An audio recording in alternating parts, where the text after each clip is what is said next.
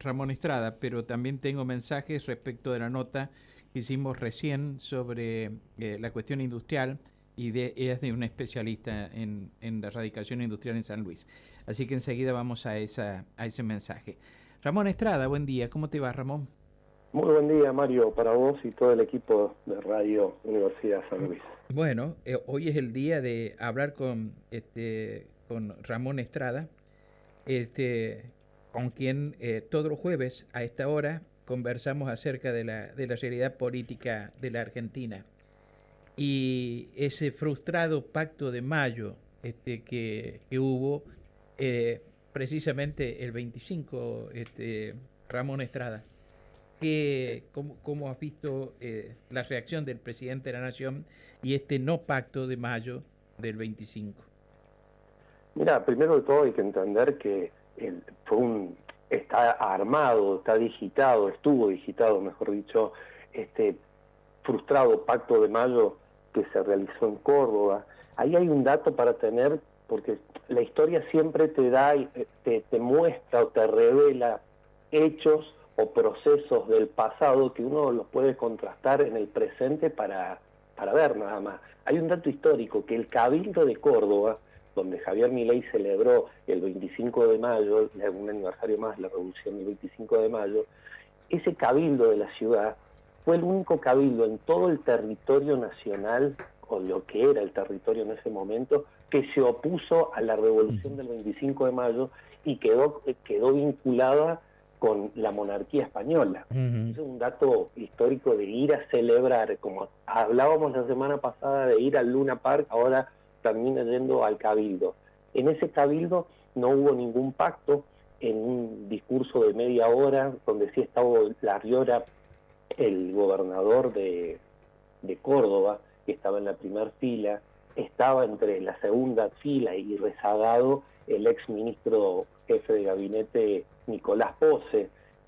Y este casi pacto hay que entenderlo en el discurso de Milei, que dura poco, pero en la referencia que él dice que somos ellos y nosotros, hace una clara división, zanjea la opinión política, la opinión pública de una manera tajante al diferenciar, están ellos y estamos nosotros.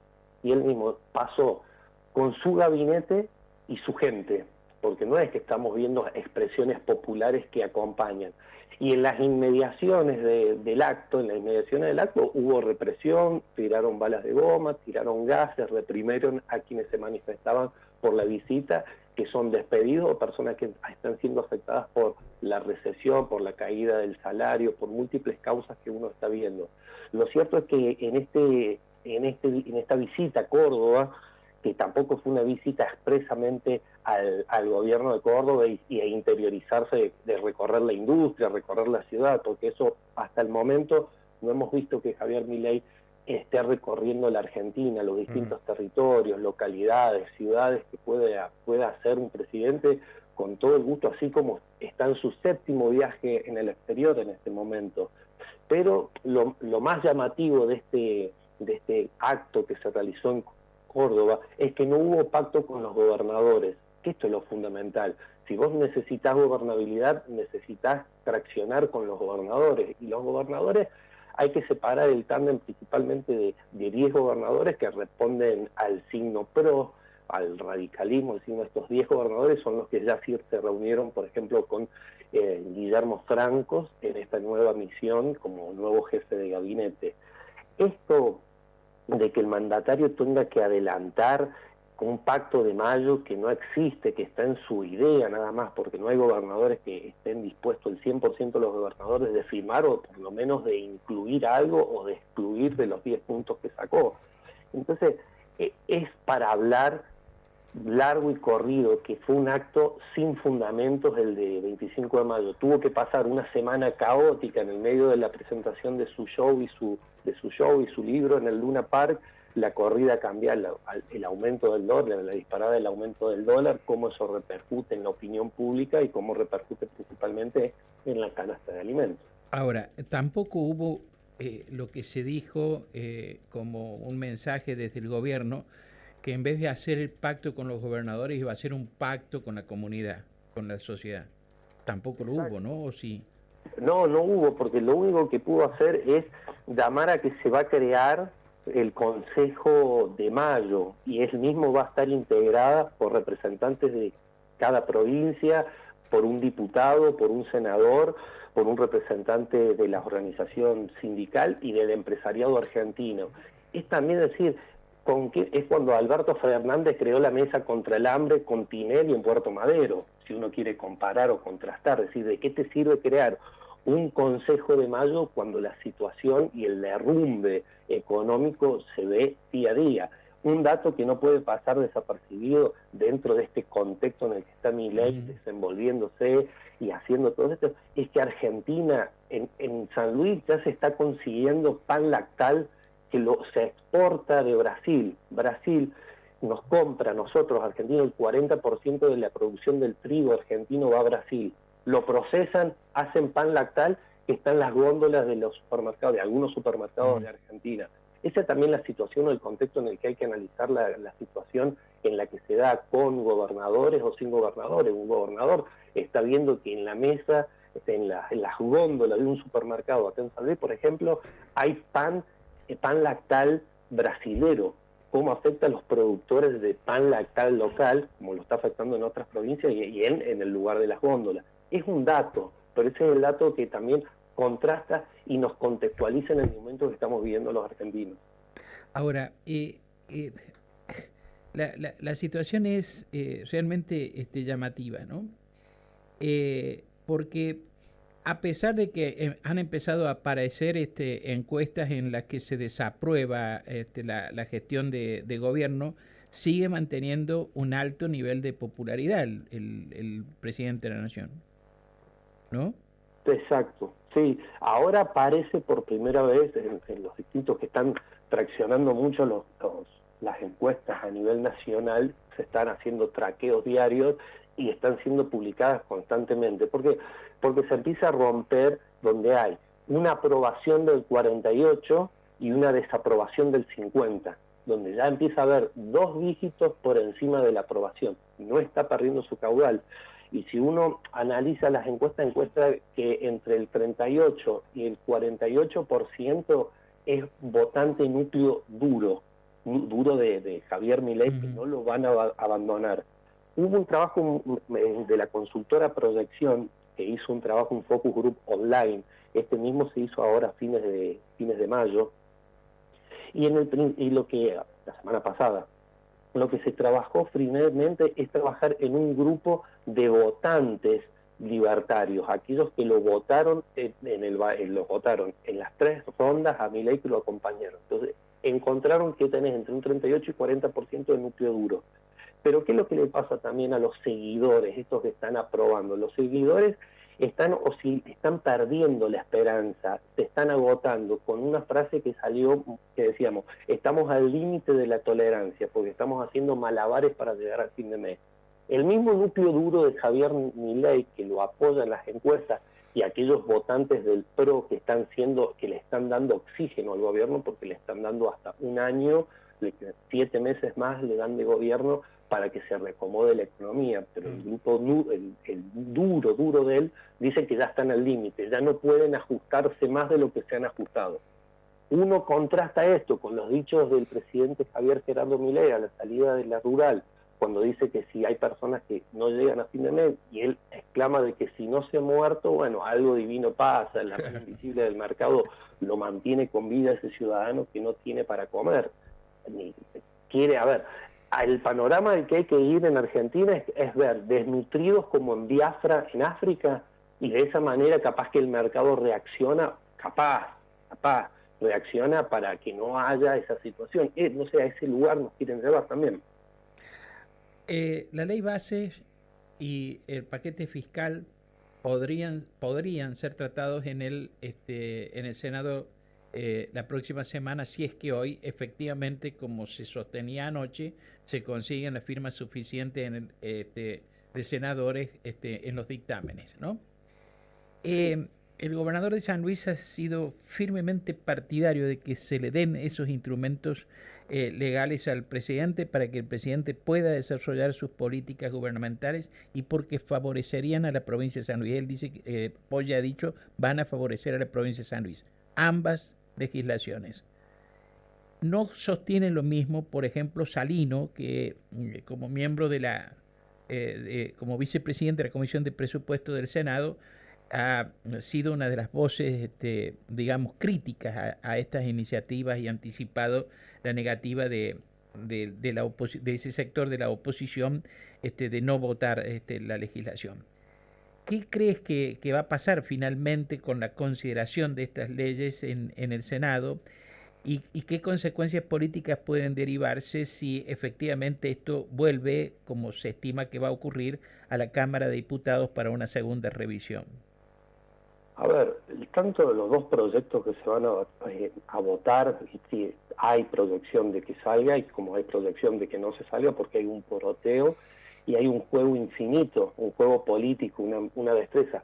De hecho, la salida de Nicolás Pose en cierta medida responde a su falta de expertise política y por algo lo consagran a Francos, que hay que recordar que Franco, que es un abogado de 74 años, que hasta octubre del 2023 era uno de los gobernadores, se le llama por el lugar que ocupan en el banco, en el BID, en el Banco Interamericano de Desarrollo, que había sido nombrado por el expresidente Alberto Fernández. Guillermo Franco, hasta octubre del año pasado, respondía a Alberto Fernández. Se cambió de barco, se fue con Milei. Hoy es la persona estilada dentro del gobierno que tiene la mejor muñeca política por cómo se estuvo desenvolviendo la ley bases en diputados, cómo se arrinconó ahora en senadores, que viene dilatándose. Y respecto a las opiniones que hay de los gobernadores respecto de la ley bases y el paquete fiscal, lo mejor es analizar las 24 voces, qué opina cada uno de los gobernadores y no considerar a un solo gobernador. Porque, por ejemplo, hay provincias mineras que sí tienen una minería mucho más, porque no es contrastable el desarrollo de la minería que tiene San Juan con el desarrollo minero que tiene San Luis, por ejemplo. ¿Se entiende? Si estas inversiones, la ley RIGI, el RIGI fomenta inversiones a 30 años con beneficios a 30 años, donde no se le puede hacer concesión, donde podés importar, por ejemplo, viene a San Luis una minera, o viene a San Luis una inversión de, al menos que lo que busca la ley RIGI, de 200.000 millones de dólares para que se inviertan. Hay diputados que están pidiendo, y hay senadores que están pidiendo en eco y en consonancia, que ese monto se vaya a los 900.000 millones de dólares para poder invertir y darle estos acuerdos bilaterales que se forman con el Estado y una empresa que viene y se radica en Argentina y que va a tener, si sale aprobado, 30 años de beneficio, por lo cual es 30 años que van a pasar muchos gobiernos, va a pasar mucha historia, pero no se pueden tocar estos acuerdos entre la parte argentina. De hecho, Argentina tiene muchos temas, muchos tratados en el CIAP, donde se tratan cuando hay desacuerdos o cuando no se cumplen los convenios entre partes, entre el Estado y una empresa internacional, se termina yendo a la Corte. Esta Corte dictamina si falla, siempre falla a favor de las empresas. Tenemos 30 años de que no se le pueda tocar y no se le pueda hacer nada. Vuelvo y te reitero, no es lo mismo lo que opinan los gobernadores de la Patagonia o los gobernadores del centro, gobernadores como de Córdoba, como Puyaro, como qué es lo que buscan que la ley los beneficie en qué, y en tanto hablar abiertamente o ser muy generalista sobre una ley tan importante, yo creo que es muy desmesurado, no se han sentado a leer realmente toda la ley base, todo lo que dice la ley base, para hablar u opinar abiertamente. Sí, es buena, es mala, como si fuera algo blanco-negro, nada más. No, hay que profundizar en los análisis y le corresponde eso a la dirigencia, profundizar los análisis de lo que implica una ley de este tamaño, de esta envergadura para la sociedad argentina, porque no va a ser una ley que en el caso de que se apruebe, que pase desapercibido. De hecho, hay que preguntarte las universidades, cómo se van a situar con una ley base. Hay mucho por ahondar y no es fácil lo más fácil es ser generalista, pero lo que hoy por hoy la sociedad necesita es que los políticos le expliquen más, que le hagan entender qué es lo que está sucediendo.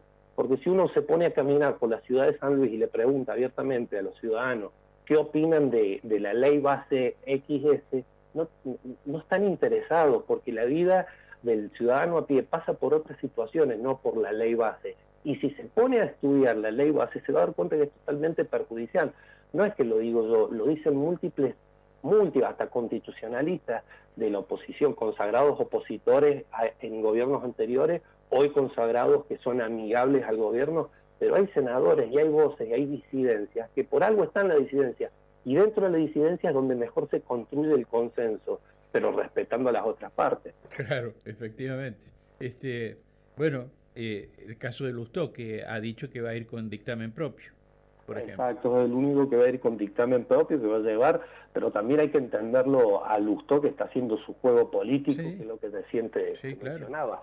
Hay un juego político muy intenso en la legislatura que por ahí tiene roces de un poder parlamentario en algunas veces.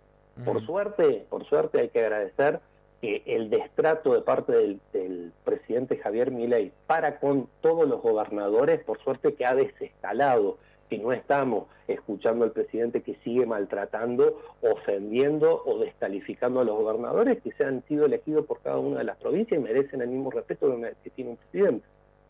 Gracias, Ramón. Muchas gracias. Gracias. Te agradezco mucho. Muchas gracias. Hasta cualquier momento. Ramón Estrada, consultor político, que está con nosotros los jueves, estuvo esta mañana aquí en Nada Secreto, en Radio Universidad. Vamos a la pausa y retornamos. En la radio también.